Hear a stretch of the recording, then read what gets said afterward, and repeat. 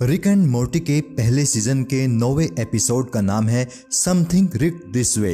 Episode की शुरुआत में हमें रिक, जेरी और बेथ दिखाई देते हैं। जहां बेथ ब्रेकफास्ट कर रही है तो रिक अपने किसी गैजेट को ठीक कर रहा है और जेरी अपने टैबलेट पर कोई गेम खेल रहा है। तभी वहां मोर्टी आता है और वो रिक से अपने साइंस प्रोजेक्ट में हेल्प मांगता है। यहाँ जेरी मोर्टी से कहता है कि उसे अपने पापा से साइंस प्रोजेक्ट के लिए हेल्प मांगनी चाहिए। मोर्टी वैसे तो जेरी को अपने साइंस प्रोजेक्ट में इन्वॉल्व नहीं करना चाहता, लेकिन अपनी माँ बेथ के कहने पर वो जेरी से अपने प्रोजेक्ट में हेल्प लेने के लिए तैयार हो जाता है। तभी रिक का गैजेट ठीक हो जाता है और वो अपने उस रोबोटिक गैजेट से कुछ छोटे छोटे काम कराता है। वहां पर समर आती है और वो जेरी से कहती है कि मुझे मेरे ऑफिस तक ड्रॉप कर दो, लेकिन जेरी कहता है कि तुम रिक से हेल्प ले लो, मैं मोर्टी के साइंस प्रोजेक्ट में उसकी हेल्प कर रहा हूँ। हालांकि रिक इसके लिए मना कर देता है और फिर रिक एंड मोर्टी का मोन्टाज रोल होता है। अगले शॉट में हमें रिक की स्पेस कार दिखाई देती है जिसमें रिक के साथ समर बैठी है। रिक समर से पूछता है कि वो कब से जॉब कर रही है। समर बताती है कि उसे जॉब करते हुए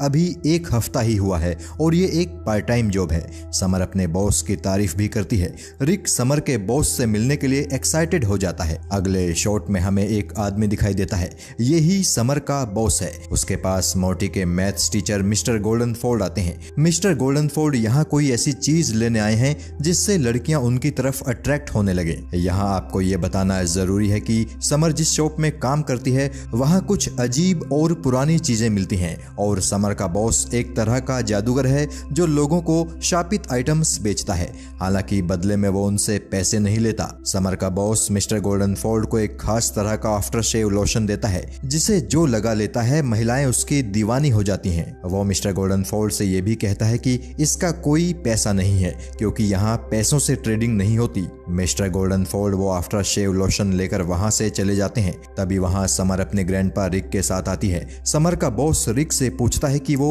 क्या चाहता है। रिक कहता है कि मुझे जो चाहिए वो मैं खुद बना लेता हूँ। फिर रिक उससे पूछता है कि तुम कोई डेविल तो नहीं हो। समर ये सुनकर नाराज होती है, लेकिन रिक कहता है कि ये दुकान देखकर उसे यही फीलिंग आ रही है। समर का बॉस रिक को एक माइक्रोस्कोप देता है और कहता है कि ये माइक्रोस्कोप बहुत पावरफुल है। फिर रिक और वो जादूगर यानी समर का बॉस जोर जोर से हंसने लगते हैं। समर रिक को वहां से जाने को कहती है और रिक वो माइक्रोस्कोप लेकर वहां से चला जाता है। अगले शॉट में हमें जेरी और मोर्टी दिखाई देते हैं। जेरी मोर्टी से कहता है कि क्यों ना हम सोलर सिस्टम का कोई मॉडल बनाए। फिर इन दोनों के बीच इस बात को लेकर बहस होती है कि प्लूटो प्लेनेट है या नहीं। जेरी कहता है कि प्लूटो एक प्लेनेट है, जबकि मोर्टी कहता है कि 2006 के बाद से प्लूटो का प्लेनेट होने का दर्जा वापस ले लिया गया है। लेकिन जेरी कहता है कि वो इसे नहीं मानता और उसके लिए प्लूटो अभी भी एक प्लेनेट है।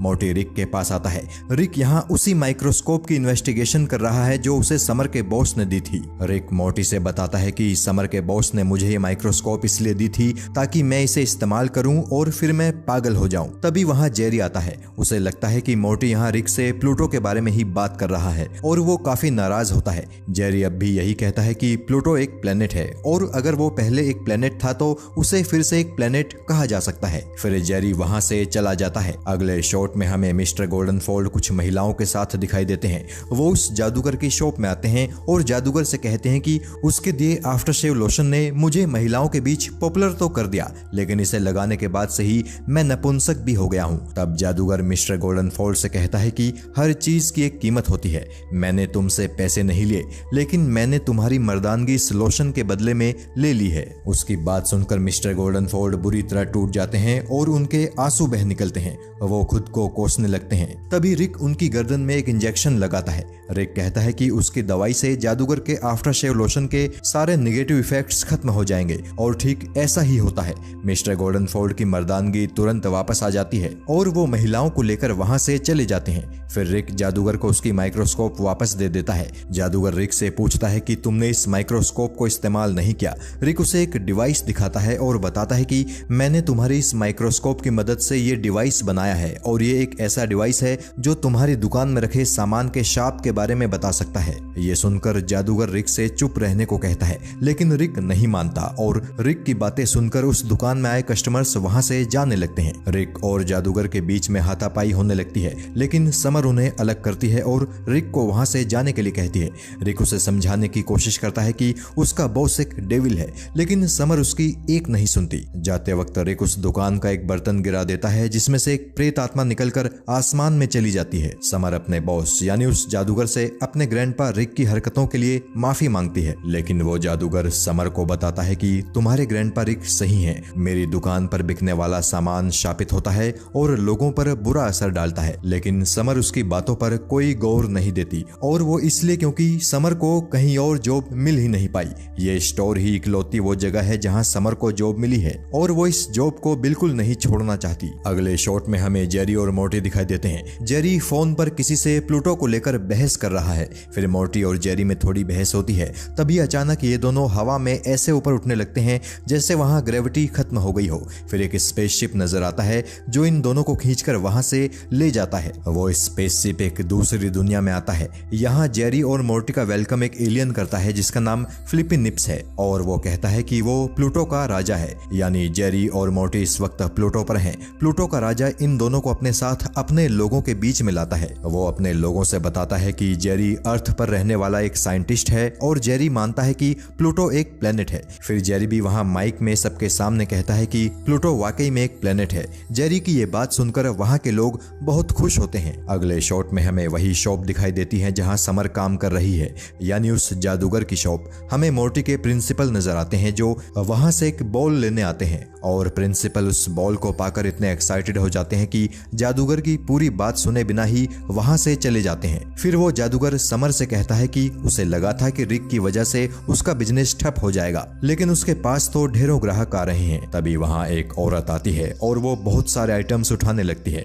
वो औरत जादूगर से कहती है कि वो जानती है यहाँ कोई पैसा नहीं देना पड़ता, और वो ये भी जानती है कि ये सामान शापित है। ये सुनकर जादूगर हैरान रह जाता है। वो उस महिला से पूछता है कि जानते हुए भी तुम क्यों ये शापित सामान ले जा रही हो।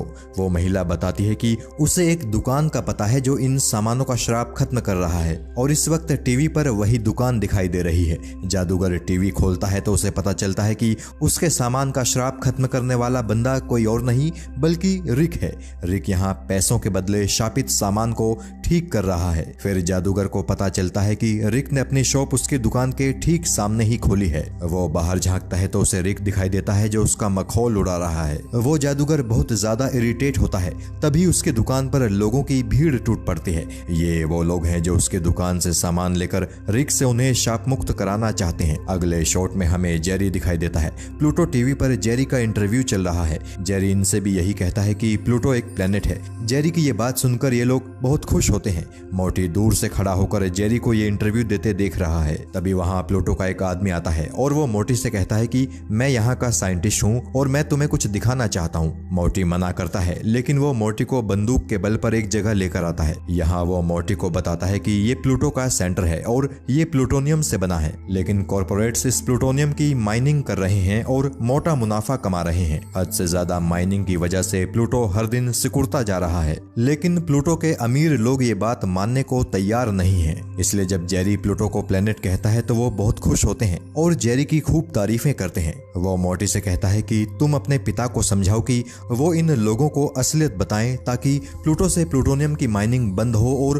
प्लूटो पर रहने वाले 4 बिलियन निवासियों का जीवन बचाया जा सके। शॉट चेंज होता है और हमें समर दिखाई देती है जो उस शापित सामानों की दुकान में झाड़ू लगा रही है। समर को एक जादुई हाथ मिलता है। वो हाथ लेकर अपने बॉस, जिसे वो मिस्टर नीडफुल कहती है, उसके पास आती है, लेकिन वो देखती है कि उसके बॉस मिस्टर नीडफुल का सिर छत में फंसा है। वो उसे बचाने की कोशिश करती है, लेकिन वो कुछ कर नहीं पाती। तभी उसे उस जादुई हाथ का ध्यान आता है जो उसे अभी अभी मिला था। वो उस जादुई हाथ की मदद से अपने बॉस की जान बचा लेती है। वो जादूगर समर से कहता है कि रिक ने मेरा काम पूरी तरह ठप कर दिया है, अब मैं वापस नर्क में चला जाऊंगा, लेकिन समर उसे ऐसा ना करने के लिए कहती है। हमें रिक दिखाई देता है जो अपनी शॉप में उस शापित दुकान के सामानों को शाप मुक्त कर रहा है। तभी वहां समर आती है जिसके हाथों में कुछ सामान है। यहाँ रिक और समर के बीच आर्गुमेंट होता है। समर अपना सामान वहां छोड़कर चली जाती है। समर के जाने के बाद रिक भी अजीब हरकतें करने लगता है और वो खुद ही अपनी दुकान में आग लगा देता है। अगले शॉट में हमें जेरी और मोर्टी दिखाई देते हैं। मोर्टी जेरी को समझाने की कोशिश करता है कि प्लूटो हर दिन सिकुड़ता जा रहा है,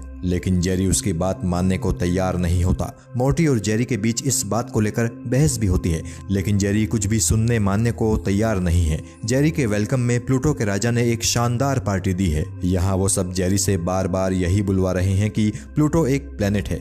मोर्टी वहाँ आता है और सबके सामने जेरी से कहता है कि प्लूटो साइंस रीडर्स की रिपोर्ट में काफी बातें छपी हैं जो बताती हैं कि प्लूटोनियम माइनिंग हद से ज्यादा होने की वजह से प्लूटो खतरे में है। लेकिन जेरी सबके सामने मोर्टी का मजाक उड़ाता है। मोर्टी फ्रस्ट्रेट होकर वहां से चला जाता है। हमें रिक दिखाई देता है जो मोर्टी को ढूंढ रहा है। वो पूरा घर देखता है लेकिन घर में उसके अलावा कोई भी नहीं है। रिक खाना खाने लगता है। तभी वहां मोर्टी आता है जो काफी सैड है। अगले शॉट में हमें प्लूटो का राजा दिखाई देता है जो जेरी से कहता है कि उसे प्लूटो का सबसे बड़ा अवार्ड प्लूटोबल अवार्ड दिया जा रहा है। उसे बस अपनी स्पीच में बार बार प्लूटो को प्लेनेट कहना है। जेरी ये अवार्ड मिलने से काफी खुश होता है। तभी वहां कुछ लोग प्लूटो के उसी साइंटिस्ट को पकड़कर लाते हैं जिसने मोर्टी को प्लूटो की असली हालत बताई थी। यहाँ हमें पता चलता है कि ये साइंटिस्ट दरअसल प्लूटो के राजा का बेटा है। जेरी को ये बात काफी अजीब लगती है कि राजा अपने बेटे के साथ ऐसे बिहेव कर रहा है। उसी वक्त राजा के मुंह से कुछ ऐसी बात निकल जाती है जिससे जेरी को लगता है कि शायद मोर्टी जो कह रहा था वो सच कह रहा था। अगले शॉट में जेरी प्लूटो के लोगों की भीड़ के सामने खड़ा होकर स्पीच देता दिखाई देता है। वो यहाँ काफी कंफ्यूज्ड और इमोशनल होता है और फाइनली वो सबके सामने कहता है कि प्लूटो प्लेनेट नहीं है। ये सुनकर प्लूटो के लोग भड़क जाते हैं और वो जेरी की तरफ चीजें फेंकने लगते हैं। कुछ लोग जेरी को पकड़ कर ले जाते हैं। अगले शॉट में हमें समर और उसका डेविल बॉस मिस्टर नीडफुल दिखाई देते हैं। यहाँ वो डेविल अपनी एक वेबसाइट लॉन्च करता है और फिर वो कहता है कि उनकी वेबसाइट को गूगल ने खरीद लिया है। समर ये सुनकर काफी खुश होती है और उससे पूछती है कि हमने कितनी कमाई की है। दरअसल इस वक्त तक समर को लगता है कि उसका बॉस कमाई में से उसे एक बढ़िया हिस्सा देगा, लेकिन वो समर को हिस्सा देने से मना कर देता है और उसे दुकान से बाहर फेंकवा देता है। अगले शॉट में हम देखते हैं कि प्लूटो वाले जेरी को उसके घर के सामने फेंक कर जाते हैं। जेरी की हालत देखकर अंदाजा हो जाता है कि प्लूटो वालों ने उसकी खूब पिटाई की है। जेरी अपने बेटे मोर्टी के कमरे में आता है और उसके सामने अपनी गलती स्वीकारता है। मोर्टी जेरी से कुछ बढ़िया बढ़िया बातें करके उसे थोड़ा कूल करता है। फिर हमें रिक दिखाई देता है जो टीवी देख रहा है। वहाँ समर आती है जिसकी हालत देखकर कहा जा सकता है कि वो खूब रोई है। वो रिक से बताती है कि उस डेविल ने उसे डंप कर दिया है। रिक उसे थोड़ा मोटिवेट करता है और फिर वो समर को वर्कआउट ट्रेनिंग देता है। समर और रिक दोनों मिलकर बढ़िया बॉडी बनाते हैं। दोनों के बढ़िया मसल्स नजर आते हैं। फिर हम देखते हैं कि वो डेविल यानी समर का एक्स बॉस अपनी वेबसाइट को लोगों के सामने लॉन्च कर रहा है। तभी दीवार तोड़कर रिक और समर वहां आते हैं। दोनों के तगड़े मसल्स देखकर वो डेविल डर जाता है। समर और रिक उस डेविल की जमकर पिटाई करते हैं और यहीं पर रिक एंड मोर्टी के पहले सीजन का 9वां एपिसोड खत्म हो जाता है।